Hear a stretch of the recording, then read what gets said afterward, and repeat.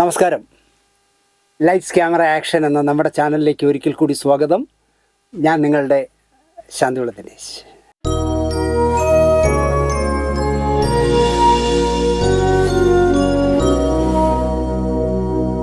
വ്യത്യസ്തമായ എന്തെങ്കിലുമൊക്കെ ചെയ്യണമെന്ന് ഞാൻ ഇടയ്ക്കിടയ്ക്ക് പറയാറുണ്ടല്ലേ. എൻ്റെ മനസ്സിലെപ്പോഴും ഉള്ളൊരാഗ്രഹമാണ് മറ്റുള്ളവർ പറയുന്നതല്ലാത്ത വ്യത്യസ്തമായ എന്തെങ്കിലുമൊക്കെ ചെയ്യണം. അതിനു വേണ്ടിയുള്ള എന്താ പറയുക, ഒരു അന്വേഷണത്തിലുമാണ് ഞാൻ. ഇന്ന് ഞാൻ പറയുന്നത് വൈകിയെങ്കിലും മമ്മൂക്ക അറിഞ്ഞു കാണും. പക്ഷേ 3 സംവിധായകരുടെ 3 സിനിമകളിൽ മമ്മൂക്ക എങ്ങനെ ചെന്നുപെട്ടു എന്നുള്ളത് അക്കാലത്ത് മമ്മൂക്കയ്ക്ക് അറിയില്ലായിരുന്നു. ആ 3 കഥകളാണ് ഞാൻ പറയുന്നത്. ഇപ്പോൾ മലയാള സിനിമയിലെ കഴിഞ്ഞ വർഷത്തെ JC ഡാനിയൽ അവാർഡ് വാങ്ങിയ KP Kumaran sir. KP Kumaran എന്ന് നമ്മൾ പറയുമ്പോൾ അപ്പോൾ സിനിമാ പ്രേക്ഷകരുടെ മനസ്സിലേക്ക് ഓടി വരുന്നത് ചിത്രലേഖ ഫിലിം സൊസൈറ്റിയോ ചിത്രലേഖ ഫിലിം സ്റ്റുഡിയോ ഒക്കെ ആയിരിക്കാം. കാരണം കേരളത്തിലെ ശക്തമായ ഒരു ഫിലിം സൊസൈറ്റി പ്രസ്ഥാനം രൂപം കൊള്ളുന്നത് തിരുവനന്തപുരത്ത് ചിത്രലേഖയാണല്ലോ. ആ ചിത്രലേഖ എന്ന് പറയുന്ന പ്രസ്ഥാനം നിർമ്മിച്ച അടൂർ ഗോപാലകൃഷ്ണൻ സംവിധാനം ചെയ്ത സ്വയംവരം എന്ന സിനിമയെ പറ്റിയായിരിക്കും നമുക്ക് ഓർമ്മ വരിക. കുളത്തൂർ ഭാസ്കരൻ നായർ എന്ന് പറഞ്ഞ അതീവ ബുദ്ധിശാലിയും തന്ത്രശാലിയുമായ മനുഷ്യനും അദ്ദേഹത്തിൻ്റെ സുഹൃത്തുക്കളായ അടൂർ ഗോപാലകൃഷ്ണനും KP കുമാരനും ശ്രീവരാഹം ബാലകൃഷ്ണനും ഭരത് ഗോപിയും കരമന ജനാർദ്ദൻ നായരും ഒക്കെ ഉണ്ടായിരുന്ന ഒരു വലിയ ഫിലിം സൊസൈറ്റി പ്രസ്ഥാനമായിരുന്നു ചിത്രലേഖ. 1965 ചിത്രലേഖ എന്ന് പറയുന്ന ആക്കുളത്ത് സ്ഥാപിതമാകുന്നത്. ഈ പറഞ്ഞവരൊക്കെ ഉണ്ടായിരുന്നെങ്കിലും അടൂരിൻ്റെയും കുളത്തൂർ ഭാസ്കരൻ നായരുടെയും നേതൃത്വത്തിലായിരുന്നു തുടക്കവും ഒടുക്കവും. അവർ രണ്ടുപേരുടെയും ചങ്ങാത്തം കൊണ്ട് സൗഹൃദം കൊണ്ട് തുടക്കം കുറിച്ചു. അവർ തമ്മിൽ പിണങ്ങിയപ്പോൾ അത് അവസാനിച്ചു എന്നുള്ളതാണ് രസം. KP കുമാരൻ തിരക്കഥ എഴുതിയ സിനിമയായിരുന്നു സ്വയംവരം. ഞാൻ എഴുതി ചുമ്മാ കുമാരൻ്റെ പേര് വച്ചതല്ലേ എന്ന് KP കുമാരനുമായിട്ടൊക്കെ പിണങ്ങി പിരിഞ്ഞ ശേഷം അടൂർ ഗോപാലകൃഷ്ണൻ പറയുമായിരുന്നു. ഒരിക്കലും ആരും അത് വിശ്വസിക്കുമെന്ന് എനിക്ക് തോന്നില്ല. ഇപ്പോൾ എലിപ്പത്തായം എന്നൊക്കെ പറഞ്ഞാൽ അടൂർ ഗോപാലകൃഷ്ണൻ എഴുതിയത് തന്നെയാണ്. അല്ലാതെ KP കുമാരൻ്റെ പേര് ഞാൻ ചുമ്മാ വെച്ചതാണ്, ഞാനാണ് എഴുതിയത് എന്ന് അദ്ദേഹം പറഞ്ഞു. അടൂർ അങ്ങനെ പറയുമ്പോൾ KP കുമാരൻ പറയുന്നത് നാടകരംഗത്തെ കുലപതി എന്ന് വിളിക്കാവുന്ന KT മുഹമ്മദിൻ്റെ ഒരു റേഡിയോ നാടകം ഞാൻ കേൾക്കുകയും ആ റേഡിയോ നാടകത്തിൽ നിന്ന് ഞാൻ ചുരണ്ടിയതുമാണ് സ്വയംവരം എന്നാണ്. വർഷങ്ങൾക്ക് ശേഷം KP കുമാരൻ തന്നെ KT മുഹമ്മദിനോട് പറഞ്ഞു, ഞാൻ അങ്ങയുടെ നാടകം ചുരണ്ടിയാണ് സ്വയംവരത്തിന് സ്ക്രിപ്റ്റ് എഴുതിയത്. പലവട്ടം പറഞ്ഞു മലയാളികളോട്. അപ്പോൾ പിന്നെ അടൂർ ഗോപാലകൃഷ്ണൻ പറയുന്നതിൽ എത്ര സത്യസന്ധതയുണ്ടെന്ന് ആർക്കും സന്ദേഹിക്കാം. എന്തായാലും KP കുമാരൻ അതിഥി, തോറ്റം, രുക്മിണി, ആദിപാപം, നേരം പുലരുമ്പോൾ, കാട്ടിലപ്പാട്ട്, തേൻ തുള്ളി, ആകാശഗോപുരം തുടങ്ങി നല്ല കുറേ സിനിമകൾ ചെയ്തു. ലക്ഷ്മി വിജയം അങ്ങനെയൊക്കെ ചെയ്തു. അവസാനം ചെയ്ത പടം കുമാരനാശാൻ്റെ ജീവിതകഥ, ജീവിത പശ്ചാത്തലത്തിൽ നിന്നുകൊണ്ട് ഗ്രാമത്തിലെ കുയിലെന്ന് പറഞ്ഞ പടമായിരുന്നു. ശ്രദ്ധിക്കപ്പെട്ടില്ല. ഇനിയൊരു സിനിമ ചെയ്യാൻ ഞാനില്ല എന്ന് അദ്ദേഹം പറയേണ്ടി വന്നു ആ പടത്തിൻ്റെ ദയനീയമായ എല്ലാ അർത്ഥത്തിലെയും പരാജയം കൊണ്ട്. അതുപോലെ തന്നെ അദ്ദേഹം റോക്ക് എന്ന് പറഞ്ഞൊരു ഹ്രസ്വചിത്രം ചെയ്തു. നിരവധി ആ ഡോക്യുമെൻ്ററിക്ക് ഒരുപാട് അവാർഡുകളും കിട്ടി. അത് കിട്ടിയപ്പോഴും അടൂർ ഗോപാലകൃഷ്ണൻ പറഞ്ഞു, ഞാൻ സംവിധാനം ചെയ്തിട്ട് കുമാരൻ്റെ പേര് വെച്ചതാണ്. ഇതിലെത്ര ശരിയുണ്ട് എന്ന് എനിക്കറിയില്ല. എന്തായാലും അവർ തമ്മിൽ ഒരിക്കലും പൊരുത്തപ്പെടാൻ പറ്റാത്ത രീതിയിൽ അജഗജാന്തരം അകന്നുപോയി.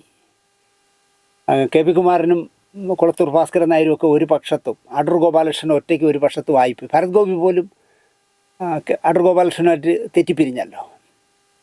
1974 മികച്ച നടനായി ബാലങ്കെ നായർ തിരഞ്ഞെടുത്തത് KP കുമാരൻ്റെ ആദ്യ ചിത്രമായ അതിഥിയിലെ പ്രകടനത്തിനായിരുന്നു.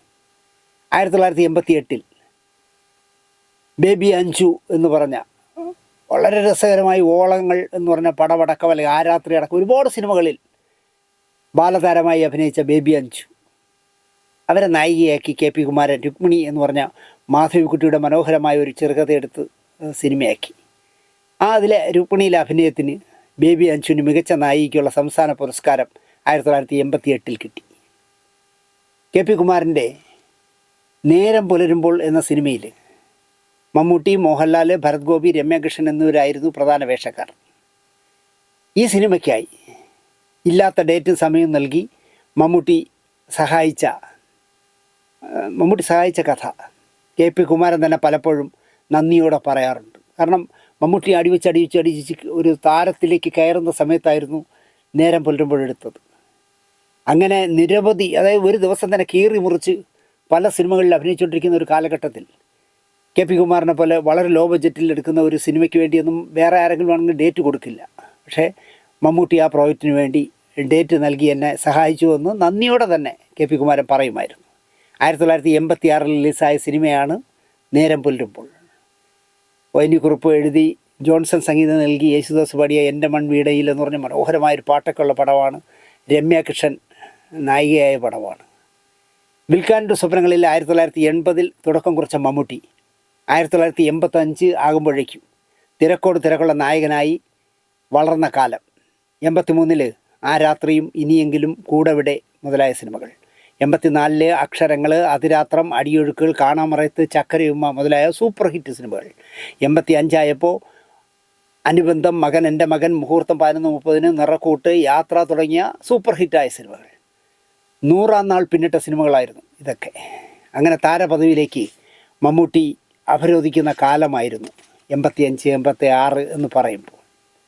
ഒരു ദിവസം തന്നെ കഴിയുമെങ്കിൽ ഉച്ചവരെ ഒരിടത്തും, ഉച്ചയ്ക്ക് ശേഷം വേറൊരിടത്തും, അത് കഴിഞ്ഞാൽ പിറ്റേ ദിവസം വേറൊരു ലൊക്കേഷനിലേക്ക്, വേറൊരു ജില്ലയിലേക്ക്, അല്ലെങ്കിൽ ഇവിടെ നിന്ന് മദ്രാസിലേക്ക് ഓടുന്ന കാലമൊക്കെ ആയിരുന്നു മമ്മൂട്ടി. ഈ തിരക്കിനിടയിലാണ് കെ പി കുമാരന് കുറച്ച് ദിവസങ്ങൾ നൽകാൻ മമ്മൂട്ടി തയ്യാറായത്. ചെറുപ്പക്കാരനായ ഒരു പുരോഹിതനായിരുന്നു നേരം പുലരുമ്പോൾ എന്ന് പറഞ്ഞ സിനിമയിൽ മമ്മൂട്ടിക്ക് കിട്ടിയത്. ബ്രദർ ലോറൻസ് എന്ന ഒരു ഷെമ്മാശനായിരുന്നു നേരം പുലരുമ്പോഴിൽ മമ്മൂട്ടിയുടെ വേഷം. ആപനാഴി പോലുള്ള സൂപ്പർ ഹിറ്റ് സിനിമകൾ വരുന്ന സമയമാണ്. സ്നേഹമുള്ള സിംഹവും വാർത്തയും ഒക്കെ ഉണ്ട് ആ സമയത്ത്. കോഴിക്കോട്ടുകാരനായ രാംദാസും കെ പി കുമാരനും കൂടി ചേർന്നാണ് നേരം പുലരുമ്പോൾ നിർമ്മിക്കുന്നത്. ഒരു വളരെ ലോ ബഡ്ജറ്റിലെടുക്കുന്ന ഒരു സിനിമയായിരുന്നു. ഒരു പുരോഹിതൻ്റെ വേഷത്തിലേക്ക്, ഈ ഷമ്മാശൻ്റെ വേഷത്തിലേക്ക് റഹ്മാനെയാണ് ശരിക്കും പറഞ്ഞാൽ കെ പി കുമാരൻ മനസ്സിൽ ആലോചിച്ചത്. എന്തുകൊണ്ടോ അത് നടന്നില്ല. അടുത്ത ചോയ്സായിട്ടാണ് മമ്മൂട്ടിയെ കണ്ടത്. തിരക്കിൻ്റെ കാര്യമൊക്കെ പറഞ്ഞെങ്കിലും മമ്മൂട്ടിക്ക് നേരം പുലരുമ്പോൾ എന്ന് പറഞ്ഞ കെ പി കുമാറിൻ്റെ ഈ സിനിമ ചെയ്യണം എന്ന് മനസ്സിൽ തോന്നി. അതിനൊരു പ്രത്യേക കാരണമുണ്ട്. മമ്മൂട്ടി കോളേജിൽ പഠിക്കുന്ന കാലത്ത് കെ പി കുമാരൻ്റെ അതിഥി റിലീസാകുന്നതും ശ്രദ്ധേയമാവുന്നതും വാർത്താ പ്രാധാന്യം നേടുന്നതും ഒരുപാട് നിരൂപക പ്രശംസ നേടുന്നതുമൊക്കെ ആ കാലത്താണ്. കോളേജിൽ കലാരംഗത്തൊക്കെ മമ്മൂട്ടി പ്രവർത്തിക്കുന്ന കാലമായിരുന്നു. അതിഥി പ്രദർശിപ്പിക്കാനായി വിതരണക്കാരുടെ കയ്യിൽ നിന്നും ഫിലിം പെട്ടി വാങ്ങി ചുമന്ന് കോളേജിലേക്ക് കൊണ്ടുപോകുമ്പോൾ കൂട്ടുകാർക്കൊപ്പം മമ്മൂട്ടിയും ചുമന്നിട്ടുണ്ട് അതിഥിയുടെ ഫിലിം പെട്ടി. പണ്ട് ഫിലിമിലായിരുന്നല്ലോ, അപ്പോൾ ഒരു ചതുരപ്പെട്ടിയാണ്. ആ പെട്ടി ഇത്തിരി വെയിറ്റ് ഉണ്ട്. കാരണം 12 റീൽ അല്ലെങ്കിൽ 14 റീലുണ്ടെങ്കിൽ ഒരു 8-10 കിലോ വെയിറ്റ് വരും. അത് ചുമന്ന ആളുകളിൽ ഒരാളായിരുന്നു മമ്മൂട്ടി. ഇക്കാര്യം സിനിമയുമായി ബന്ധപ്പെട്ട് മമ്മൂട്ടി മദ്രാസിലെത്തിയ കാലത്ത് കെ പി കുമാരനെ പരിചയപ്പെട്ടപ്പോൾ തന്നെ പറഞ്ഞു, സാറിൻ്റെ പെട്ടി ഞാൻ ചുമന്നിട്ടുണ്ട് എന്ന് തുറന്ന് പറഞ്ഞു. കാട്ടിലെ പാട്ട് എന്ന സിനിമ ചെയ്യുമ്പോഴൊക്കെ മമ്മൂട്ടി കെ പി കുമാരനെ കാണുമ്പോൾ ഒക്കെ ചോദിക്കുന്ന ഒരു ചോദ്യം ഉണ്ടായിരുന്നു. അടുത്ത സിനിമയിൽ ഞാനും ഉണ്ടാവും ഇല്ലേ സാറേ എന്ന് കേൾക്കുമായിരുന്നു. കാരണം അദ്ദേഹത്തിന് അതിലൊന്നും ഒരു നാണക്കേടുമില്ലെന്നേ. അദ്ദേഹത്തിൻ്റെ പ്രശസ്തമായ ഒരു കോട്ട് തന്നെ, മലയാള സിനിമയ്ക്ക് എന്നെ ആവശ്യമില്ല, പക്ഷേ എനിക്ക് മലയാള സിനിമയെ ആവശ്യമുണ്ടെന്ന് പറയുന്ന ഒരൊറ്റ ഏക നടനാണല്ലോ ഈ 73-ാം വയസ്സിലും മമ്മൂക്ക. അപ്പോൾ അദ്ദേഹം കാട്ടിലെപ്പാട്ട്, നെടുമുടി വേണുവിനെയും പൂർണ്ണിമ ജയറാമിനെയൊക്കെ വെച്ച് കാട്ടിലെപ്പാട്ട് എടുക്കുന്ന സമയത്ത് കെ പി കുമാരനെ കാണുമ്പോൾ ചോദിക്കും, സാറേ അടുത്ത സിനിമയിൽ ഞാനുണ്ടാവുമല്ലോ അല്ലേ എന്ന് ചോദിക്കുമായിരുന്നു. ആർട്ടിസ്റ്റുകളുടെ പ്രോപ്പറായ ഡേറ്റൊന്നും വാങ്ങാതെയായിരുന്നു നേരം പുലരുമ്പോളിൻ്റെ തുടക്കം. നായിക ഒരു പുതുമുഖമാകണമെന്ന് ആദ്യമേ നിശ്ചയിച്ചിരുന്നു. മദ്രാസിലെ അന്വേഷണങ്ങൾക്കൊടുവിൽ രമ്യകൃഷ്ണനെ കിട്ടി. അങ്ങനെയാണ് രമ്യകൃഷ്ണൻ മലയാള സിനിമയിൽ ആദ്യമായിട്ട് എത്തുന്നത്. രഘുനാഥ് പലേരി എഴുതിയ ആംഗ്ലോ ഇന്ത്യൻ സ്റ്റോറിയായിരുന്നു നേരം പുലരുമ്പോൾ എന്ന പേരിൽ സിനിമയായത്. പലേരി തന്നെ തിരക്കഥ എഴുതി. 18 ദിവസം കൊണ്ട് കണ്ണൂരും കൊച്ചിയിലുമായി ചിത്രീകരിച്ച സിനിമയായിരുന്നു നേരം പുലരുമ്പോൾ. 6 ദിവസത്തെ ഡേറ്റാണ് മമ്മൂട്ടി നൽകിയത്. കണ്ണൂരിലായിരുന്നു മമ്മൂട്ടിയുടെ സീനുകളുടെ ചിത്രീകരണം. അക്കാലത്ത് മമ്മൂട്ടി മോഹൻലാൽ, രതീഷ്, നെടുമുടി വേണു തുടങ്ങിയ മാർക്കറ്റ് വാല്യൂ ഉള്ള അഭിനേതാക്കളുടെയൊക്കെ ഡേറ്റുകൾ നേരത്തെ കൂട്ടി നിർമ്മാണ വിതരണ കമ്പനികൾ ബ്ലോക്കാക്കുന്ന ഒരു കാലമുണ്ടായിരുന്നു. അതൊരു അന്നത്തെ കാലത്തെ ഒരു രീതിയായിരുന്നു. ജനപ്രിയരാകും എന്ന് ബോധ്യമുള്ള, അല്ലെങ്കിൽ ഇവരുടെ പോസ്റ്ററിൽ തലവച്ചാൽ തിയേറ്ററിൽ 10 ആളെ കിട്ടുമെന്ന് തോന്നുന്നവരെയൊക്കെ ഡേറ്റ് കയറി ഈ നിർമ്മാണ വിതരണ കമ്പനിക്കാർ ബ്ലോക്ക് ചെയ്ത് കളയും. Sai Pictures, Jubilee, Central Pictures, Vijaya Movies തുടങ്ങിയവരൊക്കെ നേരത്തെ ഈ ആർട്ടിസ്റ്റുകളുടെയൊക്കെ ഡേറ്റ് ബ്ലോക്ക് ചെയ്യുന്നവരായിരുന്നു. ഇടയ്ക്ക് വരുന്ന ചെറിയ നിർമ്മാതാക്കൾക്കോ സംവിധായകർക്കോ പിന്നെ ഇവരുടെ ഡേറ്റ് അഡ്ജസ്റ്റ് ചെയ്ത് കിട്ടണമെങ്കിൽ ഈ പറഞ്ഞ വിതരണക്കാരുടെ ദയാദാക്ഷിണ്യം ഉണ്ടാവണം, അല്ലെങ്കിൽ ചെയ്യാൻ പറ്റില്ല. നേരം പുലരുമ്പോൾ തീരണമെങ്കിൽ മമ്മൂട്ടിയുടെ ഒരു അര ദിവസം വേണം. അര ദിവസം. ഒരു നേരം വെളുക്കുമ്പോൾ വന്നാൽ വേണമെങ്കിൽ ഒരു 10-11 മണിക്ക് പറഞ്ഞു വിടാം. അര ദിവസം മതി. അത് ഏർലി മോർണിംഗിൽ തന്നെ കിട്ടണം. കാരണം നായിക കടപ്പുറത്ത് മരിച്ചു കിടക്കുന്ന വിവരം അറിഞ്ഞിട്ട് ഈ ഷമ്മാശൻ ഓടി അവരുടെ ബോഡിയുടെ അടുത്ത് വന്ന് പ്രാർത്ഥിക്കുന്നതാണ്. വേണമെങ്കിൽ ഇപ്പോൾ രാവിലെ വരാൻ പറ്റിയില്ലെങ്കിൽ വൈകുന്നേരം വന്നാലും മതി. സൺറൈസ് കിട്ടിയില്ലെങ്കിൽ സൺസെറ്റ് കിട്ടിയാലും മതി. സൺറൈസിൻ്റെ മൂഡിൽ മിടുക്കനായ ഒരു ക്യാമറാമാനാണെങ്കിൽ ചിത്രീകരിക്കാൻ പറ്റും. നേരത്തെ പറഞ്ഞ നിർമ്മാണ വിതരണ കമ്പനികളുടെ എക്സിക്യൂട്ടീവ് KR ഷൺമുഖമാണ്. നിർമ്മാതാക്കൾ അഡ്ജസ്റ്റ് ചെയ്യാമെന്ന് പറഞ്ഞാലും ഷമ്മുവണ്ണം സമ്മതിക്കില്ല. ഒരു വിട്ടുവീഴ്ചയ്ക്കും ഷമ്മുവണ്ണിന് ഇത് പ്രതീക്ഷിക്കേണ്ട. അതാണ് ഷമ്മുവണ്ണൻ. വെട്ടൊന്ന് മുറി രണ്ടാണല്ലോ. ഇന്ന് നമ്മളെ വർത്തമാനകാല മലയാള സിനിമയുടെ കഥ ചോദിച്ചാൽ എന്താ പറയണ്ടേ? താരങ്ങളാണല്ലോ എന്ന്, എവിടെ വെച്ച്, എങ്ങനെ ചിത്രീകരിക്കാമെന്ന് തീരുമാനിക്കുന്നത്. ഇല്ല എന്നൊക്കെ ചുമ്മാ പറയാമെന്ന്. വീരശൂര പരാക്രമികളായ സംവിധായകർ പോലും താരങ്ങളുടെ എന്താ പറയുക ദയാദാക്ഷിണ്യത്തിലാണ് ഇപ്പോൾ സിനിമ ചെയ്യുന്നതെന്ന് പറഞ്ഞാൽ തർക്കിക്കാൻ വരുമെന്ന് എനിക്ക് തോന്നില്ല.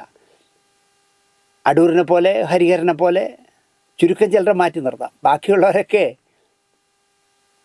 രാത്രി ഇപ്പോൾ പുതിയ പയ്യന്മാരുടെ കഥ നിങ്ങൾക്ക് അറിഞ്ഞൂടെ? പകൽ സീൻ എടുക്കാനായിട്ട് ഒരു നിർമ്മാതാവ് ഫോണിൽ കൂടെ കെഞ്ചുന്ന ഓഡിയോ നിങ്ങൾ മുമ്പ് കേട്ടിരിക്കും. നമ്മുടെ സ്റ്റോറിയിലും ഉണ്ടായിരുന്നു.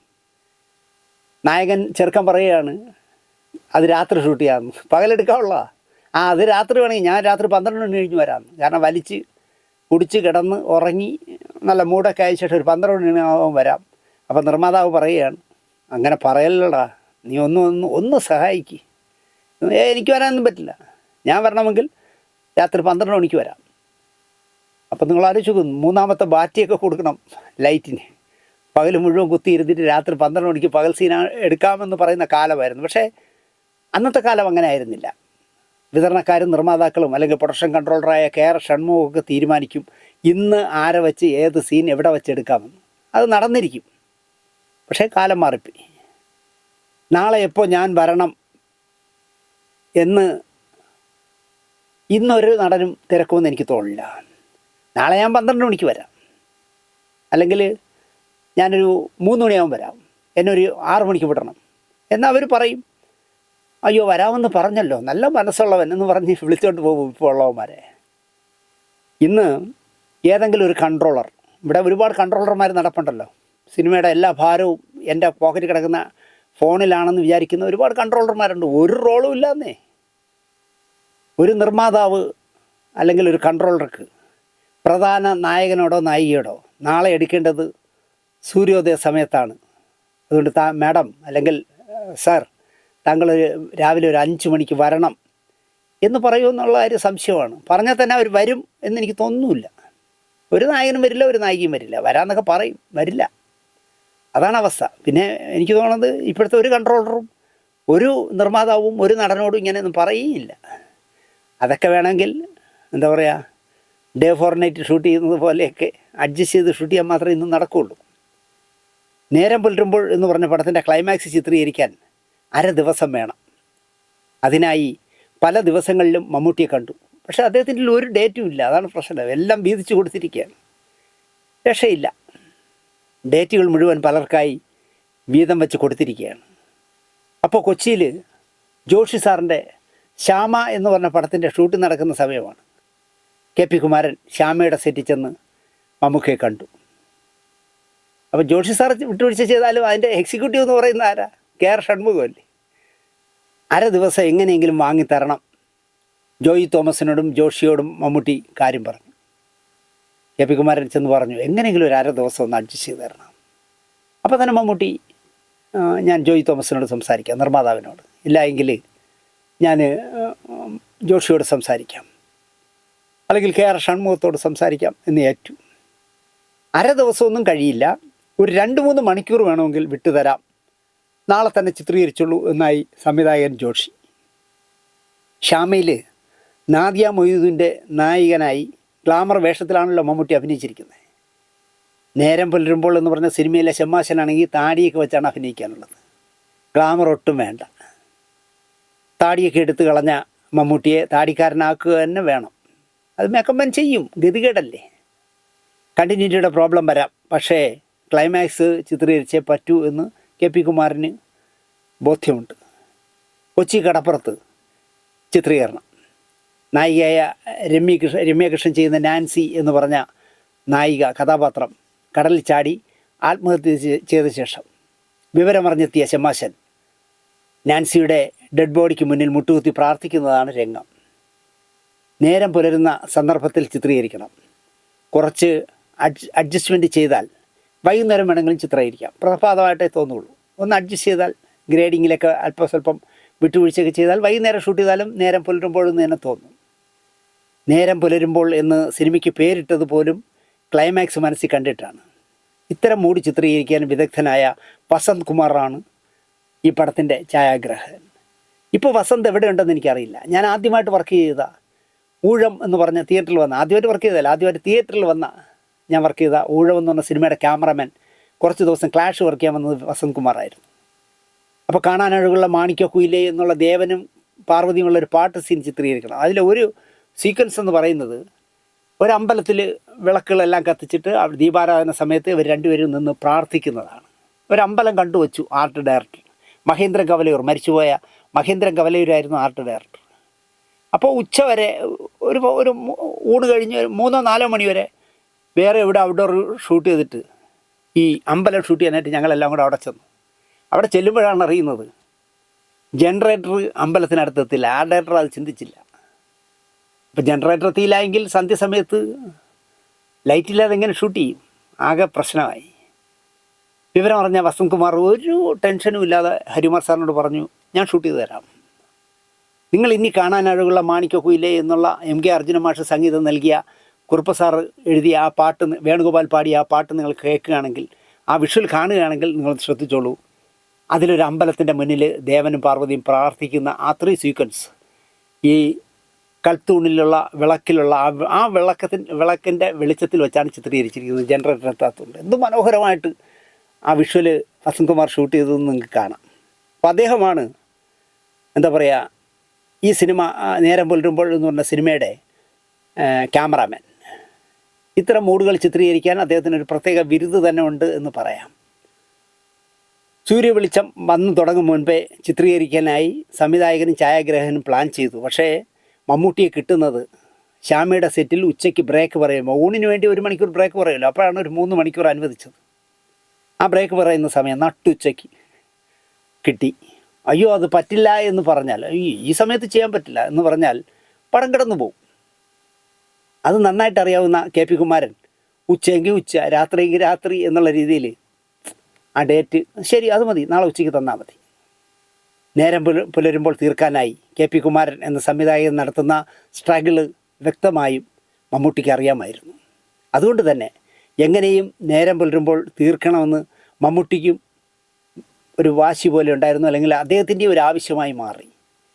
മമ്മൂട്ടി എന്ന താരം, മനുഷ്യൻ, അന്ന് കാണിച്ച സഹകരണവും പെരുമാറ്റവും KP കുമാരനെ ശരിക്കും അത്ഭുതപ്പെടുത്തുന്നതായിരുന്നു എന്ന് അദ്ദേഹം തന്നെ തുറന്നു പറഞ്ഞു എന്നുള്ളതാണ്. KP കുമാരൻ സാറിന് അദ്ദേഹം അധികം ഇൻ്റർവ്യൂകളും വാചുപടിക്കുകയും ഒന്നും ചെയ്യാത്ത ആളാണ്. പക്ഷെ അദ്ദേഹം പറയുന്നു, മമ്മൂട്ടി എന്ന താരം അല്ലെങ്കിൽ മമ്മൂട്ടി എന്ന മനുഷ്യൻ അന്ന് കാണിച്ച സഹകരണവും പെരുമാറ്റവും ശരിക്കും എന്നെ അത്ഭുതപ്പെടുത്തുന്നതായിരുന്നു എന്നാണ് അദ്ദേഹം അതിനെപ്പറ്റി പറയാറ്. വളരെ ചെലവ് ചുരുക്കിയെടുത്ത സിനിമയാണിതെന്നും ഇതിങ്ങനെ നീണ്ടുപോകുന്നത് ദോഷമാകുമെന്നും ആദ്യം മനസ്സിലാക്കിയതും മമ്മൂട്ടിയായിരുന്നു. മമ്മൂട്ടിയിൽ ഒരു നടന് വേണ്ട ആത്മാർത്ഥതയും അർപ്പണബോധവും ഉറഞ്ഞു കിടക്കുന്നത് ഞാനന്ന് തിരിച്ചറിഞ്ഞിരുന്നു എന്നാണ് KP കുമാരൻ അക്കാലത്ത് അതിനെപ്പറ്റി പറഞ്ഞത്. ആ മനസ്സും സഹകരണവും മമ്മൂട്ടിയിൽ നിന്നും കിട്ടിയില്ലായിരുന്നുവെങ്കിൽ നേരം പുലരുമ്പോൾ ചിലപ്പോൾ റിലീസ് പോലും ആകാതെ പെട്ടിയിൽ കിടന്ന് അകാലത്തിൽ ചത്തുപോയനെ എന്നും കെ പി കുമാരൻ പറയാറുണ്ട്. അതൊക്കെയാണ് ഒരു കലാകാരന് ആവശ്യം എന്ന് ഞാൻ പറയും. വളരെ ലോ ബഡ്ജറ്റിൽ എടുക്കുക. മറ്റേ ജൂബിലിയുടെ ശ്യാമ എന്നൊക്കെ പറഞ്ഞാൽ ഇഷ്ടംപോലെ കാശുള്ള നിർമ്മാതാവല്ലേ. ഇത് ചിലപ്പോൾ ശ്യാമ ഒരു 5 ദിവസം കൊണ്ട് ഷൂട്ട് ചെയ്യുന്ന പൈസ കൊണ്ടായിരിക്കും ഇതൊരു സിനിമയാക്കി മാറ്റുന്നത് നേരം പുലരുമ്പോൾ. അത് തീർക്കേണ്ടത് എൻ്റെയും കൂടെ ഒരു ബാധ്യതയാണെന്ന് തോന്നുകയും അദ്ദേഹം ജോയ് തോമസിനോടും ജോഷിയോടൊക്കെ സംസാരിച്ച് ആ ഡേറ്റ് അഡ്ജസ്റ്റ് ചെയ്ത് കൊടുക്കുക എന്ന് പറഞ്ഞാൽ അത് കെ പി കുമാരന് നന്നായി മനസ്സിലായി എന്നുള്ളതാണ്. അടുത്ത് പറയുന്നത് ഐ വി ശശിയെക്കുറിച്ചാണ്.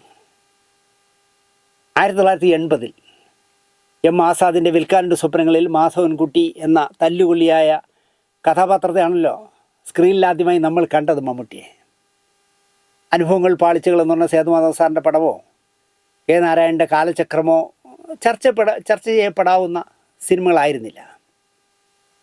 ഇനിയിപ്പോൾ അതിൻ്റെ കണക്കുകൾ കൂടി പറയുകയാണെങ്കിൽ 1971 കെ എസ് സേതുമാധവൻ്റെ അനുഭവങ്ങൾ പാളിച്ചകൾ, 1973 കെ നാരായണൻ്റെ കാലചക്രം, 1979 എം ടിയുടെ ദേവലോകം, 1980 ആസാദിൻ്റെ വിൽക്കാനുണ്ട് സ്വപ്നങ്ങൾ, മേള 2 പടമായിരുന്നു ആ വർഷം.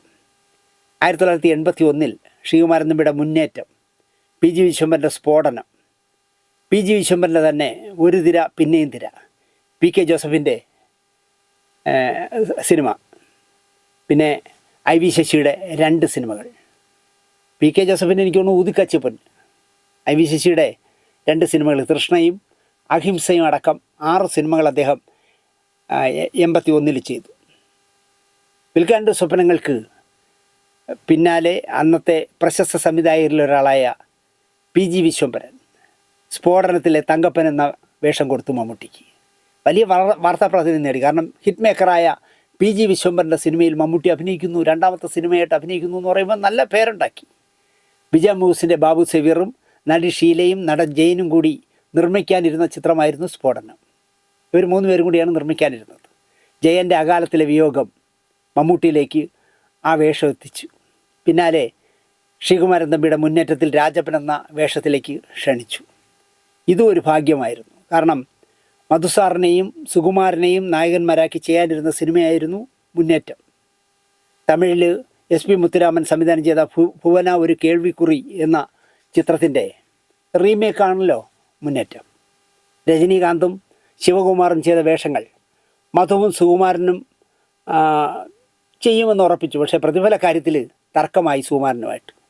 ഒരു വിമാനയാത്രയിൽ, തിരുവനന്തപുരത്തേക്ക് മദ്രാസിൽ നിന്ന് വരുന്ന ഒരു വിമാനയാത്രയിൽ സുകുമാരൻ ഇങ്ങനെ എനിക്ക് ഒരു 1 ലക്ഷം രൂപ ശമ്പളം വേണമെന്നുണ്ട്. അപ്പം അങ്ങേ അറ്റം പോയാൽ ഞാൻ നായാട്ടിന് ജയന് വാങ്ങിക്കൊടുത്ത 40,000 രൂപയ്ക്ക് അപ്പുറം എനിക്ക് വാങ്ങിത്തരാൻ കഴിയില്ല എന്ന് ശ്രീകുമാരൻ തമ്പി സാർ പറയുകയും സുകുമാരൻ കയ്യിലിരുന്ന ആ ആഴ്ച ഇറങ്ങിയ നാന വീക്കിലി എന്താ പറയുക തമ്പി സാറിന് കാണിച്ചു കൊടുത്തു. ഇതിലൊരു പയ്യനുണ്ട് കേട്ടോ, ഇതിലൊരു പുതിയ ചെറുപ്പക്കാരൻ മാറ്റുന്നുണ്ട്, വിൽക്കാനുണ്ട് സ്വപ്നങ്ങളിലോ ഉണ്ടായിരുന്നു, മിടുക്കനാണ്, നിങ്ങളൊരു കാര്യം ചെയ്യൂ, നമ്മളെയൊക്കെ ഒഴിവാക്കുന്നേ, ആ പയ്യനെ വെച്ച് ചെയ്യൂ എന്ന് പറഞ്ഞിട്ട് ആ ഫോട്ടോ, നാനയിലെ ഫോട്ടോ ഇദ്ദേഹത്തിന് കാണിച്ചു കൊടുത്തു. പുതിയ ഈ നടൻ ശ്രദ്ധേയനാകാൻ സാധ്യതയുണ്ടെന്നും എം ടി കണ്ടെത്തിയ ആളാണെന്നും, എം ടി ആണല്ലോ സുകുമാരനെയും കണ്ടെത്തിയത്, പി ജി വിശ്വംഭരൻ വലിയ വേഷം നൽകിയതുമൊക്കെ സുകുമാരൻ പറഞ്ഞു.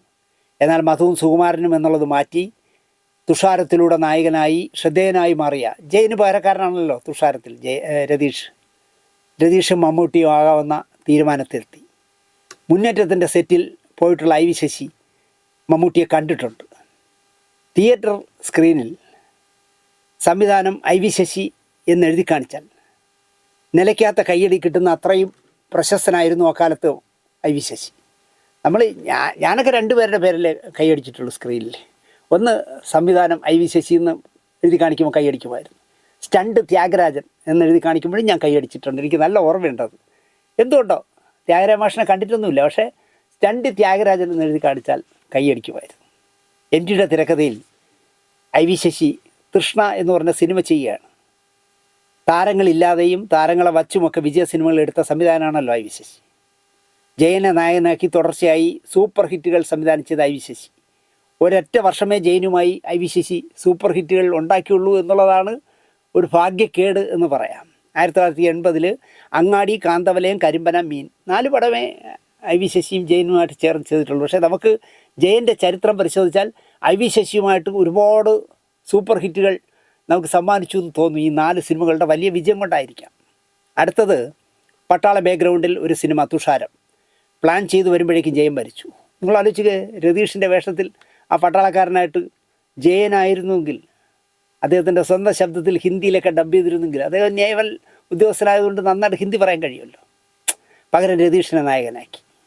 ജയൻ മരിച്ച ശേഷം രവീന്ദ്രനെ നായകനാക്കി അശ്വരഥം എന്ന് പറഞ്ഞൊരു സിനിമ എടുത്തു. മധുസാറിനെ നായകനാക്കി ഒരിക്കൽ കൂടി എന്ന് പറഞ്ഞൊരു സിനിമ എടുത്തു. എങ്കിലും തുഷാരമാണ് 1981 സൂപ്പർ ഹിറ്റായി മാറിയത്.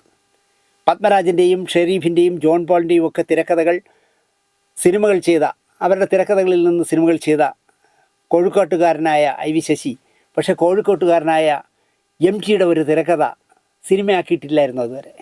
1981 ആ അവസരം ഒത്തുകിട്ടി. IV ശശി എന്ന സംവിധായകൻ്റെ 40ാമത്തെ സിനിമയായിരുന്നു തൃഷ്ണ. ബാബു നമ്പൂതിരി, സ്വപ്ന, ശങ്കരാഭരണം രാജലക്ഷ്മി തുടങ്ങിയവരായിരുന്നു മുഖ്യ വേഷത്തിൽ. രതീഷ് ഒരു അതിഥി വേഷത്തിലുമായിരുന്നു. വിജയശങ്കർ എന്നായിരുന്നു ക്യാരക്ടർ. കയ്യടി മുഴുവൻ രതീഷ് കൊണ്ടുപോയി എന്നുള്ളത് വേറെ സത്യം. രതീഷ് ശരിക്കും പറഞ്ഞാൽ ആ ഗസ്റ്റ് വേഷത്തിൽ കസറി തൃഷ്ണയിലെ നായകൻ കൃഷ്ണദാസായി എന്തുകൊണ്ടോ ബാബു നമ്പൂതിരി അങ്ങോട്ട് ഒത്തില്ല. സംവിധായകന് തൃപ്തി തോന്നിയില്ല എന്ന് പറയുന്നതാവും ശരി. MTയുടെ തിരക്കഥ ആദ്യമായി കിട്ടിയതിൻ്റെ ഉത്തരവാദിത്വം IV ശശിയെ കൂടുതൽ ചിന്തിപ്പിച്ചിരിക്കാം. ആദ്യമായിട്ട് MTയുടെ ഒരു സ്ക്രിപ്റ്റ് ചെയ്യുമ്പോൾ അതുവരെ ചെയ്തതിൽ നിന്നും മാറി വളരെ സീരിയസ് ആയി സിനിമയെ കാണണമെന്ന് അദ്ദേഹത്തിന് തോന്നിയിരിക്കാം. എന്തായാലും ഈ സിനിമ ഇങ്ങനെ മുന്നോട്ട് പോയാൽ ശരിയാകില്ല. ഒന്നുകിൽ ചിത്രീകരണം നിർത്തണം, അല്ലെങ്കിൽ പകരക്കാരനായി ഒരാൾ വേണമെന്ന് IV ശശി ചിന്തിച്ചു. 4 ദിവസത്തെ ഷൂട്ടിംഗ് കഴിഞ്ഞിട്ടാണ്. പലരുടെയും പേരുകൾ പൊന്തി വരുന്നതിനിടയിൽ രതീഷിൻ്റെ ഒരു ചോദ്യം വന്നു. രതീഷ് IV ശശിയോട് പറഞ്ഞു, MT കണ്ടെത്തി ദേവലോകത്തിൽ അഭിനയിപ്പിച്ച ഒരു നടനുണ്ട്. MTയുടെ തിരക്കഥയിൽ ദേവലോകം മുടങ്ങിപ്പോയെങ്കിലും MTയുടെ തിരക്കഥയിൽ വിൽക്കാൻ്റെ സ്വപ്നങ്ങളിൽ അഭിനയിച്ച നടൻ. ഞാനിപ്പോൾ അഭിനയിച്ച മുന്നേറ്റത്തിൽ എന്നേക്കാൾ വലിയ വേഷം ചെയ്തത് അയാളായിരുന്നു, മമ്മൂട്ടി. MTക്ക് സന്തോഷം ഈ കാര്യം അറിയിച്ചപ്പോൾ. കാരണം ഞാൻ കണ്ടെത്തി ദേവലോകത്തിൽ ഒരു വേഷം, പാപ്പച്ചൻ എന്ന് പറഞ്ഞൊരു വേഷം കൊടുത്തിട്ട് ആ പടം നടക്കാതെ പോവുകയും എൻ്റെ അടുത്ത തിരക്കഥയിൽ വിൽക്കാൻ്റെ സ്വപ്നങ്ങളിൽ വന്ന് ഒരു ചെറിയ വേഷമാണെങ്കിലും മാധവൻ കുട്ടിയായിട്ട് നന്നായിട്ട് പെർഫോം ചെയ്യുകയും ചെയ്ത മമ്മൂട്ടി ആയാലോ എന്ന് IV ശശി ചോദിച്ചപ്പോൾ MTക്ക് സന്തോഷം. അങ്ങനെ മമ്മൂട്ടി എത്തുന്നു. ബാബു നമ്പൂതിരി അതോടെ നായകനാകാൻ കൊള്ളില്ല എന്ന ഒരു ഇമേജിലേക്ക് പോയി. അങ്ങനെ ഒരു ഖ്യാതി സിനിമയിലുണ്ടാവുമല്ലോ. IV ശശിയുടെ പടത്തിൽ 4 ദിവസം നായകനായിട്ട് അഭിനയിച്ചിട്ട് അയാളെ ഒഴിവാക്കിയിട്ട് ഒരു പുതിയ പയ്യനെ വെച്ച് ചെയ്യുന്നു എന്ന് പറയുമ്പോൾ അതോടുകൂടി ബാബു നമ്പൂതിരി നായക വേഷത്തിൽ നിന്ന് ഔട്ടായി എന്ന് തന്നെ പറയാം. സ്വഭാവ വേഷത്തിലാണെങ്കിൽ അദ്ദേഹം ഒരുപാട് സിനിമകളിൽ കസറി എന്ന് വേണമെങ്കിൽ പറയാം. ഇപ്പം നിറക്കൂട്ടൊക്കെ കണ്ടാൽ നല്ല വില്ലനല്ലേ, നന്നായിട്ട് ചെയ്തു. പ്രജ, ഒരുപാട് സിനിമകളുണ്ട് ബാബു നമ്പൂതിരി മനോഹരമായി ചെയ്ത ക്യാരക്ടർ റോളുകൾ. ഷൂട്ടിംഗ് നിന്നു പോകാവുന്ന അവസ്ഥയിൽ നിന്ന് മമ്മൂട്ടി എത്തി സംവിധായകൻ പ്രതീക്ഷിച്ചതിനും അപ്പുറം പ്രകടനം കാഴ്ചവെച്ച് തൃഷ്ണയെ മുന്നോട്ട് കൊണ്ടുപോയി. 4 ദിവസം ഒരാൾ അഭിനയിച്ച വേഷമാണ്, MTയുടെ തിരക്കഥയാണ്, IV ശശി എന്ന ഹിറ്റ് മേക്കറായ ചൂടൻ്റെ സിനിമയാണ് എന്നൊക്കെയുള്ള ടെൻഷൻ ഇല്ലാതെ ക്യാമറയ്ക്ക് മുന്നിൽ കൃഷ്ണദാസായി മമ്മൂട്ടി കസറി. ചിത്രീകരണം പൂർത്തിയായി. ഊട്ടിയിലെ ലൊക്കേഷനിൽ നിന്നും മമ്മൂട്ടി യാത്ര പറയുമ്പോൾ അദ്ദേഹത്തിൻ്റെ കണ്ണുകൾ നനഞ്ഞിട്ടുണ്ടായിരുന്നു എന്നാണ് IV ശശി തന്നെ പറഞ്ഞിട്ടുള്ളത്. വർക്ക് കഴിഞ്ഞ് പോകുന്ന നേരത്ത് യാത്ര പറയാൻ ചെന്നപ്പോൾ അദ്ദേഹത്തിൻ്റെ കണ്ണ് നിറഞ്ഞു. കാരണം എന്നെ വിളിച്ച് MTയുടെ തിരക്കഥയിൽ ത്രൂ ഔട്ട് വരുന്ന ഒരു നായക വേഷം ചെയ്യിക്കാനുള്ളൊരു മനസ്സ് കാണിച്ചല്ലോ എന്നായിരിക്കാം. എൻ്റെ അടുത്ത സിനിമയിലും മമ്മൂട്ടി ഉണ്ടാകുമെന്ന് IV ശശി ഉറപ്പ് കൊടുത്തു.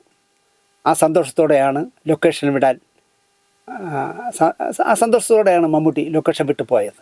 തൃഷ്ണ കഴിഞ്ഞ് IV ശശി ചെയ്യുന്ന സിനിമ KTCക്ക് വേണ്ടി അഹിംസയാണ്. അങ്ങാടിക്ക് ശേഷം T ദാമോദരനുമായി ചെയ്യുന്ന ആൾക്കൂട്ട സിനിമ, അതിൽ വാസു എന്ന കഥാപാത്രമായിരുന്നു മമ്മൂട്ടിക്ക്. തൃഷ്ണയുടെ ലൊക്കേഷനിൽ T ദാമോദരൻ വരുന്നു, കഥാപാത്രങ്ങളുടെ സ്വഭാവം പറയുന്നു.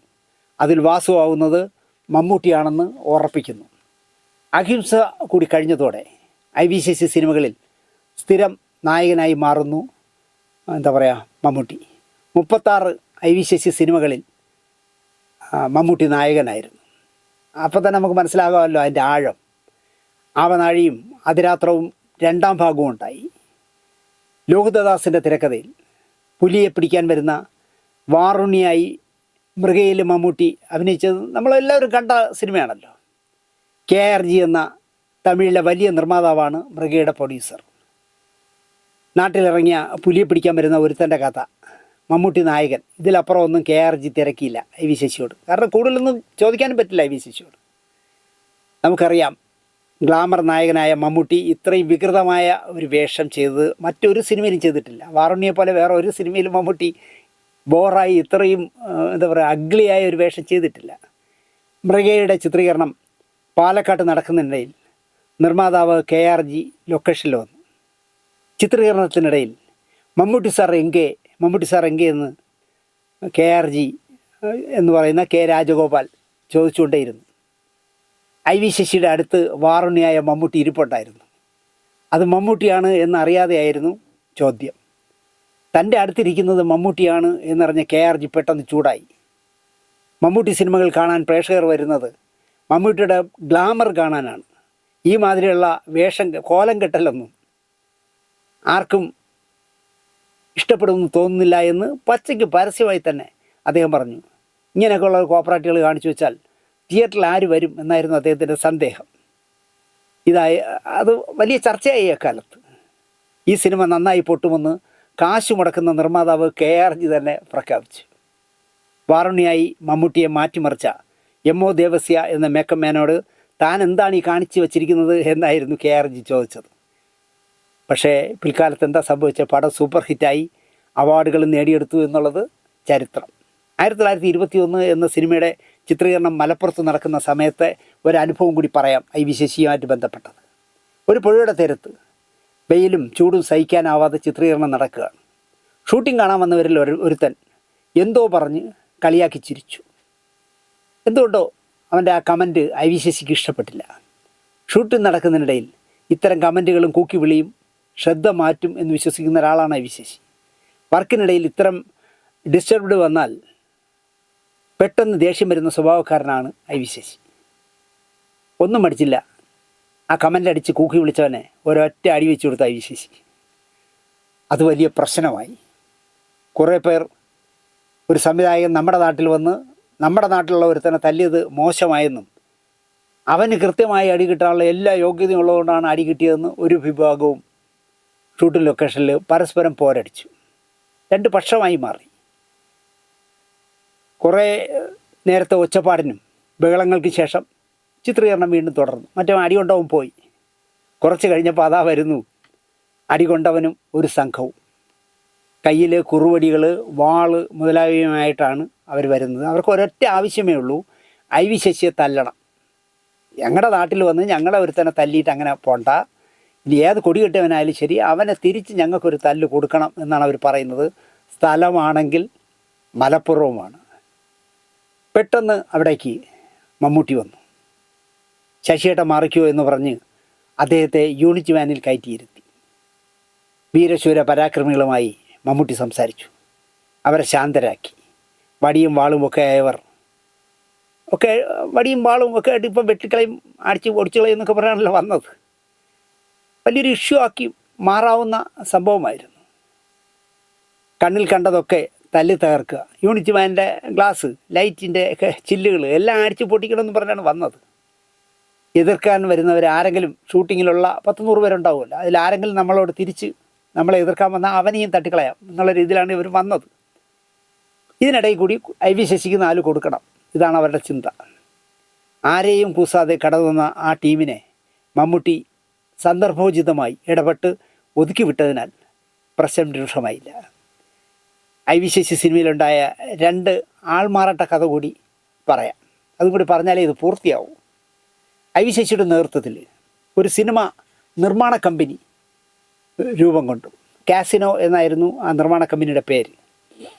മമ്മൂട്ടി, മോഹൻലാൽ, സെഞ്ചുറിയുടെ കൊച്ചുമോൻ, ഐ വി ശശി, സീമ, ഇവർ 5 പേർ ചേർന്നാണ് കാസിനോ എന്ന് പറഞ്ഞ നിർമ്മാണ കമ്പനിക്ക് തുടക്കം കുറിച്ചത്. ആദ്യ സിനിമയ്ക്ക് MD തിരക്കഥ എഴുതും എന്നുറപ്പിച്ചു. തികച്ചും ഒരു കച്ചവട സിനിമയുടെ ഫ്ലേവറിലാകണം നമ്മുടെ സിനിമ എന്നും ഉറപ്പിച്ചു. MDയുടെ മധ്യവർത്തി ആർട്ട് സിനിമ വേണ്ട, കാസിനോ നിർമ്മിക്കുന്ന സിനിമ ഒരു തനി പക്ക കമേഴ്ഷ്യൽ സിനിമയാകണം. ഐ വി ശശി തന്നെ MGയോട് വിഷയം പറഞ്ഞു. പിന്നെന്താ, ഞാൻ എഴുതാമെന്ന് അദ്ദേഹം സമ്മതിച്ചു. അതാണ് കാസിനോയുടെ ആദ്യ സിനിമയായ അടിയൊഴുക്കുകൾ. മമ്മൂട്ടിക്ക് മികച്ച നടൻ്റെ അവാർഡ് നേടിക്കൊടുത്ത കരുണൻ എന്ന് പറഞ്ഞ കഥാപാത്രം ഈ സിനിമയിലെ നായകനാണ്. അടിയൊഴുക്കുകളിലെ നായക വേഷത്തിന് ഐഡിയ ഐ വി ശശിക്ക് കൊടുത്തത് മമ്മൂട്ടി തന്നെയായിരുന്നു. കരുണൻ ഒരു പരുക്കൻ കഥാപാത്രമാണ്, ആർക്കും വഴങ്ങാത്ത പ്രകൃതം. അറിഞ്ഞുകൊണ്ട് അങ്ങനെ സംഭവിച്ചതാണോ എന്നറിയില്ല. മമ്മൂട്ടി ആദ്യമായി ക്യാമറയ്ക്ക് മുന്നിൽ വന്ന അനുഭവങ്ങൾ പാളിച്ചകളിലെ ചെല്ലപ്പനോട് അടുത്ത് നിൽക്കുന്ന മാനറിസങ്ങൾ ഉള്ള നായകനായിരുന്നു കരുണൻ. എനിക്ക് അക്കാലത്ത്, ഇനിയിപ്പോൾ ഒന്നുകൂടെ കണ്ടാൽ മാറുമോ എന്ന് എനിക്കറിയില്ല, ഞാൻ അക്കാലത്ത് അടിയൊഴുക്കുകൾ തിയേറ്ററിൽ കാണുമ്പോൾ സത്യമാഷ് നിൽക്കും പോലെയാണ് എനിക്ക് സ്ക്രീനിൽ തോന്നിയത്.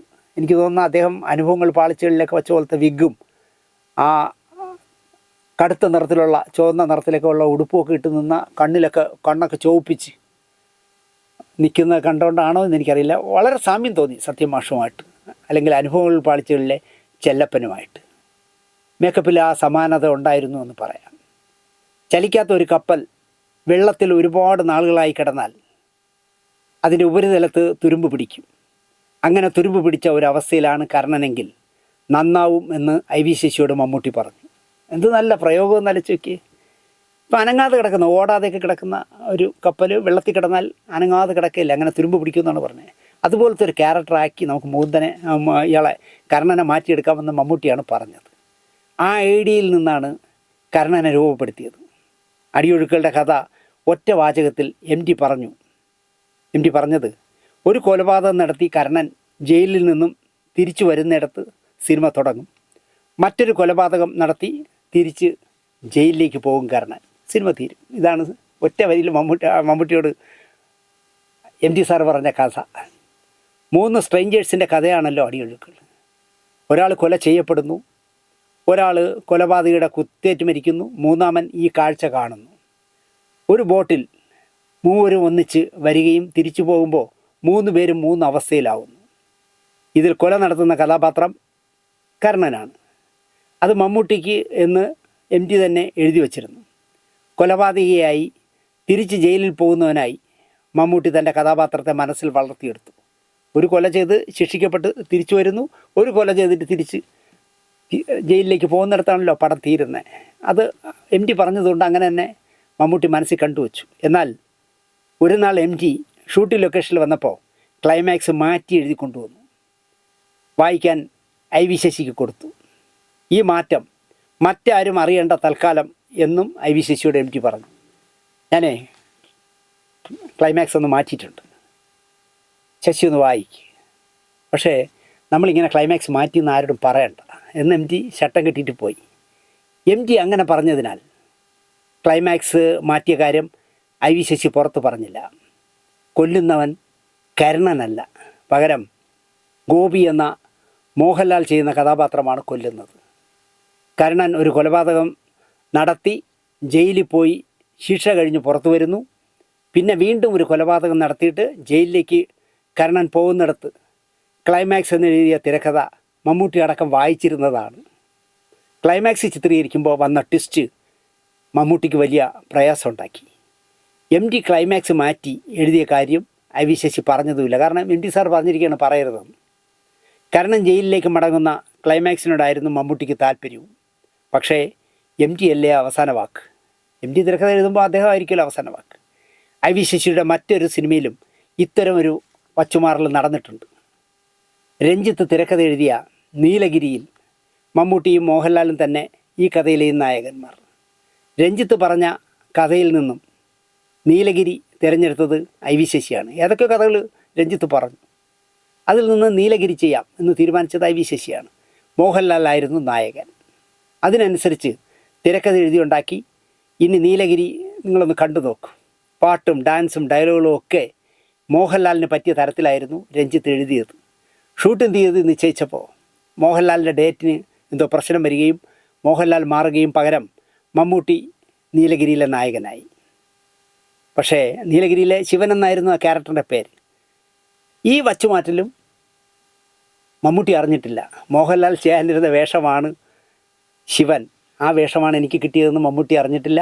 അതുപോലെ എം ടി തിരക്കഥയിൽ ട്വിസ്റ്റ് വരുത്തി കരുണൻ ജയിലിൽ പോകുന്നതിന് പകരം മോഹൻലാലിൻ്റെ ക്യാരക്ടർ പോകട്ടെ എന്ന് തീരുമാനിച്ചതും MT ആണ് എന്നുള്ളതും അക്കാലത്ത് മമ്മൂട്ടി അറിഞ്ഞിരുന്നില്ല. ഇനി പത്മരാജൻ സാറിനെ മമ്മൂട്ടിയുമായിട്ട് കണക്ട് ചെയ്യുന്ന ഒരു കഥ കൂടി പറഞ്ഞ്, ഒരു കൊച്ചു കഥ അതുകൂടി പറഞ്ഞ് ഈ എപ്പിസോഡ് അവസാനിപ്പിക്കാം.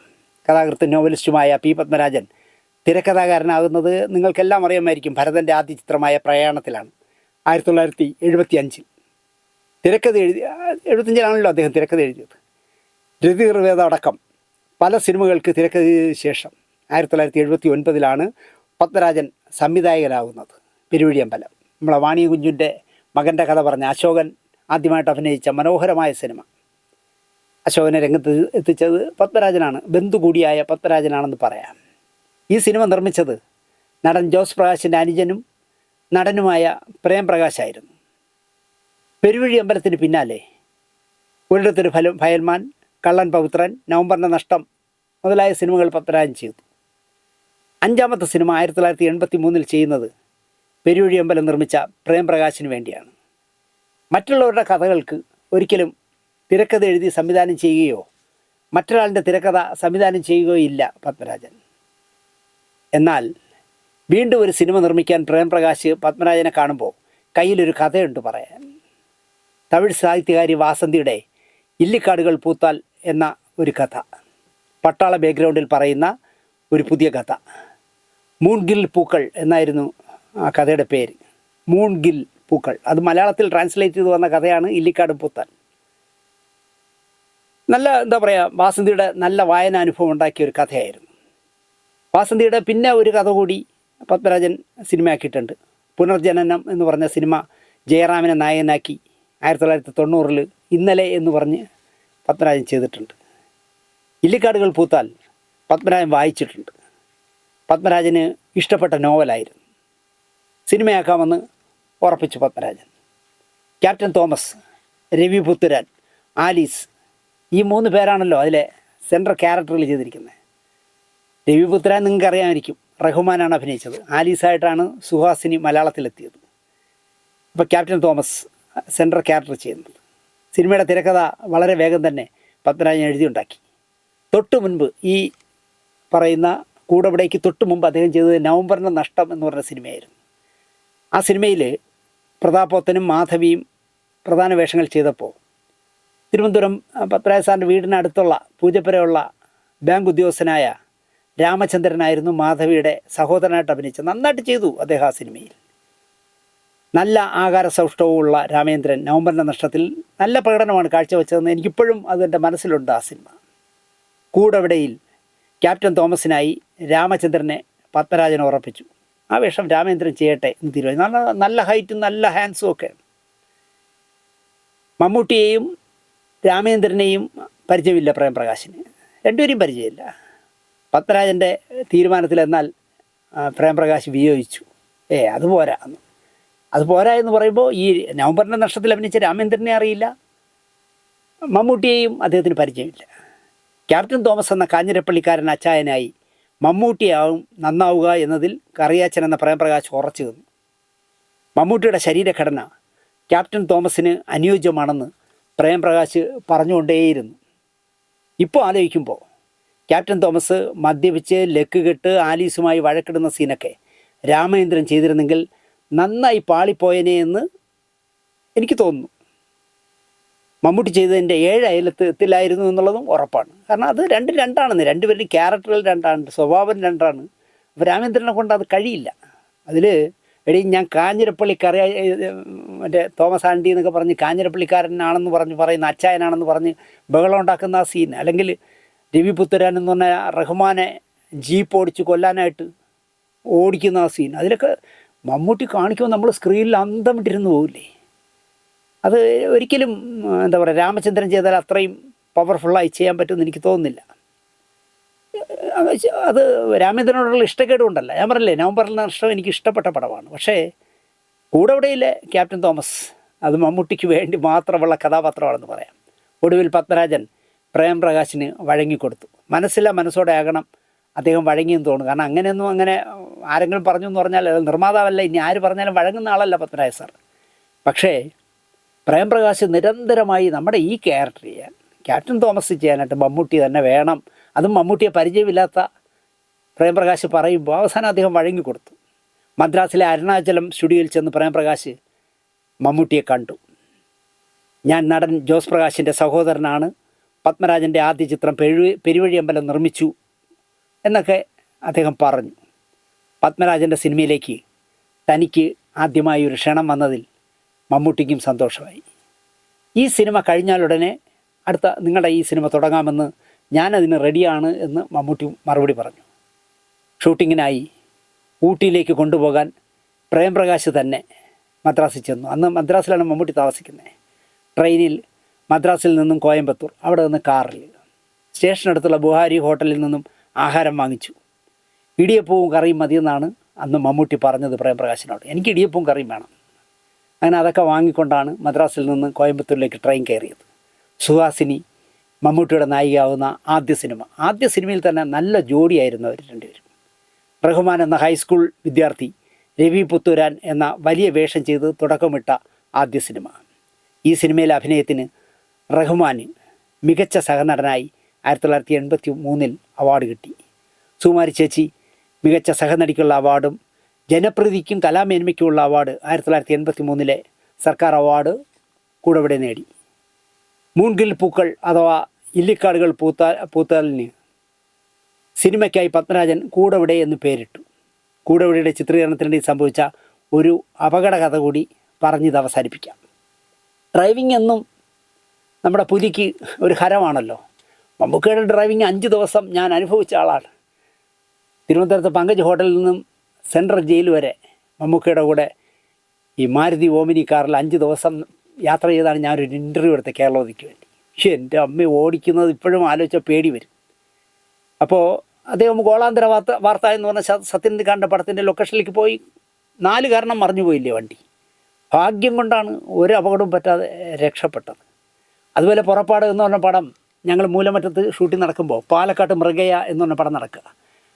അപ്പോൾ സൺഡേ 7 PM എന്ന് പറഞ്ഞ പടം അവിടെ നടപ്പുണ്ട് മൂവാറ്റുപുഴയിൽ കോതമംഗലത്ത്. അപ്പം മമ്മൂക്ക നമ്മുടെ അവിടെ ഒരു 4-5 ദിവസം അഭിനയിച്ചിട്ട് രാത്രി അദ്ദേഹത്തിന് അന്ന് 369 എന്നുള്ള ഒരു ഡിഷൊക്കെ വെച്ചൊരു കോണ്ടസ കാറാണുള്ളത്. ആ കാറിൽ തലയിൽ തോർത്തൊക്കെ കെട്ടി ഡ്രൈവർ സീറ്റിൽ ഇറങ്ങിയിരിക്കും. എന്നിട്ട് ഈ ഷാജി കൈലാസിൻ്റെ സൺഡേ 7 PM ലൊക്കേഷനിൽ ചെന്ന് മകേഷിനെ കൂടെ കയറ്റും. മകേഷ് മൃഗയിലുണ്ടല്ലോ. എന്നിട്ട് പറപ്പിച്ച് നേരം വെളുക്കുന്നതിന് മുമ്പ് പാലക്കാടെത്തും. അവിടെ ഒരു 3-4 ദിവസം അഭിനയിച്ചിട്ട് രണ്ടുപേരുമായിട്ട് തിരിച്ചു വരും. ഇങ്ങനെ യാത്രകൾക്കിടയിൽ അദ്ദേഹം ഇവിടെ വെച്ച് അതിനടുത്ത് മൂലമറ്റത്തിനടുത്ത് എവിടെയോ വെച്ചാണ് അദ്ദേഹം ഒരു സൈക്കിൾ യാത്രക്കാരനെ തട്ടിയിട്ടു. കാർ തട്ടിയിട്ട് ആൾ കൂടി മഹേഷ് ഇറങ്ങി പുറത്തേക്ക് ചെന്ന് സോറി പറഞ്ഞു. അറിയാതെ സംഭവിച്ചതാണ്, ഞങ്ങളുടെ കുറ്റമല്ല, പെട്ടെന്ന് ഈ സൈക്കിൾ വെട്ടിത്തിരിക്കുമെന്ന് വിചാരിച്ചില്ലെന്ന് എന്തൊക്കെ പറഞ്ഞ് സംസാരിച്ചു. നാട്ടുകാർ പറഞ്ഞു, സാറ് പറയുന്നത് മനസ്സിലാക്കാം, സാറ് നടൻ മഹേഷല്ലേ, ഓക്കെ, പക്ഷേ ഈ ഡ്രൈവറുടെ അഹങ്കാരം സമ്മതിക്കാൻ പാടില്ല സാറേ. ഇത്രയും സംഭവം ഉണ്ടാക്കി ഈ സൈക്കിൾ യാത്രക്കാരനെ തള്ളിയിട്ടിട്ട് ആ ഡ്രൈവർ സീറ്റിൽ നിന്ന് ഇറങ്ങുന്നതെന്ന് സാർ നോക്കി, അത് എത്ര നിഷേധിയാണെന്ന് ആലോചിച്ച് നോക്കി സാറേ എന്നൊക്കെ പറഞ്ഞു. ഡ്രൈവറെ എടുത്ത് ഉടുക്കുകയാണ് ആൾക്കാർ. ഡ്രൈവറാണെങ്കിൽ സീറ്റിൽ നിന്ന് ഇറങ്ങുന്നില്ല. അവസാനം സഹി കെട്ട് കാർ വിട്ടു പോകണ്ടേ. ഡ്രൈവർ ഡോറ് തുറന്ന് പുറത്തിറങ്ങിയപ്പോഴാണ് ഈ തോർത്ത് തലയിൽ കെട്ടിയിരിക്കുന്ന ആൾ മമ്മൂട്ടിയാണെന്ന് അവിടെ ഉള്ളവർ അറിയുന്നത്. പിന്നെ പ്രശ്നങ്ങളൊന്നും ഉണ്ടായില്ല, പറഞ്ഞു വിട്ടു.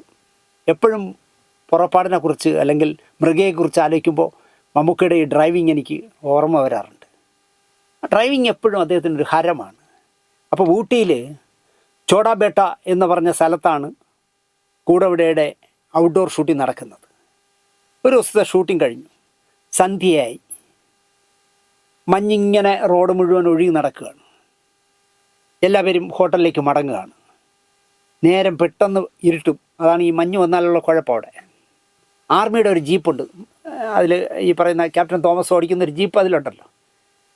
ക്യാപ്റ്റൻ തോമസ് ഓടിക്കുന്ന ജീപ്പായതുകൊണ്ട് തന്നെ അത് എനിക്കും അവകാശപ്പെട്ട ആളെന്ന് പറഞ്ഞ് അദ്ദേഹം ഷൂട്ടിംഗ് കഴിഞ്ഞ ഉടനെ ആ ജീപ്പിൽ കയറി ലൊക്കേഷനിൽ നിന്ന് ഹോട്ടലിലേക്ക് പോകാനായിട്ട് കയറി. കൂട്ടത്തിൽ മണിയമ്പിള്ള രാജുവിനും കൂടെ കയറ്റി. രണ്ടുപേരും കൂടെ പറപ്പിച്ചങ്ങ് പോയി. പിറകെ വരുന്ന കാറിൽ പത്മരാജനും ക്യാമറാമാൻ ഷാജിയൻ കരുണും സുഹാസിനിയും പ്രേംപ്രകാശും കയറി. ജീപ്പ് സ്റ്റാർട്ട് ചെയ്തത് മാത്രമേ അവർക്ക് കാണാൻ കഴിഞ്ഞുള്ളൂ. അതിനുമ്പ് പറന്ന് ജീപ്പ് അങ്ങ് പോയി. ഞൊടിയിട കൊണ്ട് ജീപ്പ് എവിടെയെന്ന് പോലും അറിയാൻ പറ്റത്തില്ല. മഞ്ഞും കൂടെ ആയതുകൊണ്ട് അറിയാൻ പറ്റില്ലല്ലോ. പിന്നെ മിലിറ്ററി ഗ്രീൻ ആകുമ്പോൾ ഒട്ടും അറിയാൻ പറ്റില്ല. തൊട്ടുപിറകെ കാറിൽ പത്മരാജൻ അടക്കമുള്ള 4 പേർ സംഘം സംസാരിച്ച് ഇങ്ങനെ വന്നുകൊണ്ടിരിക്കുമ്പോൾ ഈ കാറിന് കാണാനേ പറ്റുന്നില്ല. ജീപ്പിൻ്റെ പൊടി പോലും കാണാനില്ല. കുറച്ച് ദൂരം കാർ ഓടിയെത്തുമ്പോൾ കണ്ട കാഴ്ച, നടു റോഡിൽ മമ്മൂട്ടി നിൽക്കുകയാണ്. നടു റോഡിൽ കയറി നിൽക്കുക. ഇങ്ങനെ പട്ടാള ജീപ്പ് റോഡിൻ്റെ വശത്ത് മറിഞ്ഞ് തലകീഴായി കിടക്കുന്നു. മണിയമ്പിള്ള രാജുവിനെ കാണാനുമില്ല. നല്ല ഇറക്കവും വളവുമുള്ള റോഡാണെന്ന് ഞാൻ പറയണ്ടല്ലോ. കാറിൽ വന്നവർ ഇറങ്ങി പരിശോധിക്കുമ്പോൾ മണിയമ്പിള്ള രാജു ബോധമില്ലാതെ ഇരുട്ടത്ത് കിടക്കുകയാണ്. മമ്മൂട്ടിയാണെങ്കിൽ ഒരക്ഷരം പറയാതെ നിൽക്കുകയാണ്. മണിയമ്പിള്ളയെ എടുത്ത് കാറിൽ കയറ്റി ആശുപത്രിയിലേക്ക് പാഞ്ഞു. ശരിക്കും ഭയന്ന് നിൽക്കുകയായിരുന്നു മമ്മൂട്ടി. രാജുവിനെന്തോ ഗുരുതരമായി സംഭവിച്ചു എന്ന് ഉറപ്പ്. ബോധം തെളിയുന്നില്ല. പരിശോധനകൾക്ക് ശേഷം ഡോക്ടർമാർ വിധിയെഴുതി. ഇയാൾക്ക് കാര്യമായ എന്തോ അപകടം സംഭവിച്ചിട്ടുണ്ട്. ബ്രെയിനിനാണ് ക്ഷതമേറ്റിരിക്കുന്നത്. അതാണ് ബോധം വരാത്തത്. ബോധം തെളിഞ്ഞാലും മാനസിക നില തെറ്റിവരെ പോലെ ഇദ്ദേഹം സംസാരിക്കാനും പെരുമാറാനും സാധ്യതയുണ്ടെന്നും ഡോക്ടർമാർ അറിയിച്ചു. മമ്മൂട്ടി നിശബ്ദനായി നിൽക്കുക, അല്ലാതെ ഒന്നും പറയുന്നില്ല. ഏതാനും മണിക്കൂറുകൾ കഴിഞ്ഞപ്പോൾ മണിയമ്പിള്ളയ്ക്ക് ബോധം വന്നു. ചുറ്റിനും നിൽക്കുന്നവരെ നോക്കിയിട്ട് മണിയമ്പിള്ളയുടെ ആദ്യത്തെ ചോദ്യം, ഞാൻ എവിടെയാ? രാജുവിന് വിചാരിച്ചതുപോലെ കുഴപ്പമൊന്നും സംഭവിച്ചില്ല എന്ന് ഉറപ്പായി ആ ചോദ്യം കേട്ടപ്പോൾ.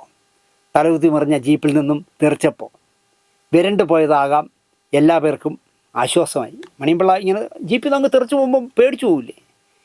എല്ലാവർക്കും ആശ്വാസമായി, പ്രത്യേകിച്ചും മമ്മൂട്ടിക്ക്.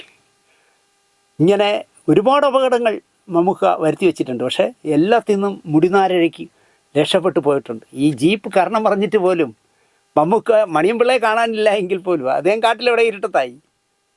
ഇദ്ദേഹം അതിൽ നിന്ന് ഊരി ഇറങ്ങി വന്ന് നടറോട്ടിൽ കയറി നിൽക്കണമെങ്കിൽ ആലോചിച്ച് നോക്കി. ഇതാണ് മമ്മൂക്കയെക്കുറിച്ച് 3 സിനിമകളുടെ അല്ലെങ്കിൽ 3 സംവിധായകരുടെ അനുഭവ സാക്ഷ്യം പറയാനുള്ളത്.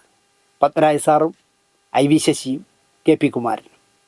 ഈ പറഞ്ഞ 3 കഥയും നിങ്ങൾക്ക് ഇഷ്ടപ്പെട്ടിരിക്കും എന്ന വിശ്വാസത്തിൽ ഈ എപ്പിസോഡ് ഇവിടെ അവസാനിപ്പിക്കുന്നു.